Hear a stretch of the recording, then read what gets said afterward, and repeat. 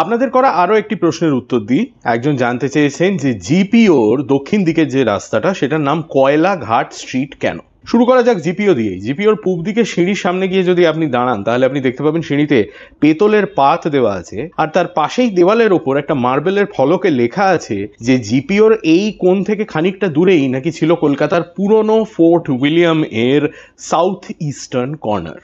এই fort William 1756 সালে সিরাজউদ্দৌলার আক্রমণে ধ্বংস হয়ে যায়। যখন ভারতবর্ষের বড় লাট হন লর্ড কার্জন, তখন উনি একদল মানুষকে নিয়ে একটা ম্যাপ তৈরি করানোর চেষ্টা করেন যে আধুনিক কলকাতার তলায় ঠিক কোথায় ছিল এই পুরনো ফোর্ট উইলিয়াম।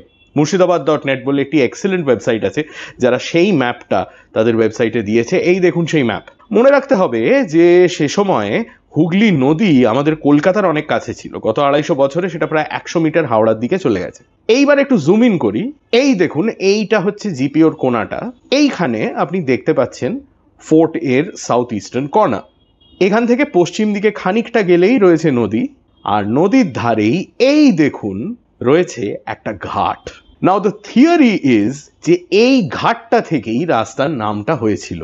কেল্লার ধারে ঘাট মানে কিলা ঘাট বা কেল্লা ঘাট থেকে নাকি নাম হয়েছে কয়লাঘাট স্ট্রিট।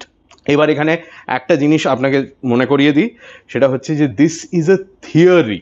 এটা একটা থিওরি যে এই রাস্তাটার নাম কয়লাঘাট স্ট্রিট কি করে হলো। সব সময় সব প্রশ্নের উত্তর কিন্তু 100% শিওর হয়ে দেওয়া যায় না, তবে আমার মনে হয় that this theory makes sense. এই হচ্ছে তাহলে কয়লাঘাট স্ট্রিটের নামের অরিজিন স্টোরি। কলকাতার ইতিহাসের ব্যাপারে যদি এরকম আরো অনেক গল্প জানতে চান তাহলে ইনস্টাগ্রামে ফলো করুন আর ইউটিউবে সাবস্ক্রাইব করুন টু হাফ প্যান্ট হিস্ট্রি। আর মনে আছে তো, এই উইকেন্ডেই আসছে হাফ প্যান্ট হিস্ট্রির প্রথম লম্বা ভিডিও। সঙ্গে থাকবেন।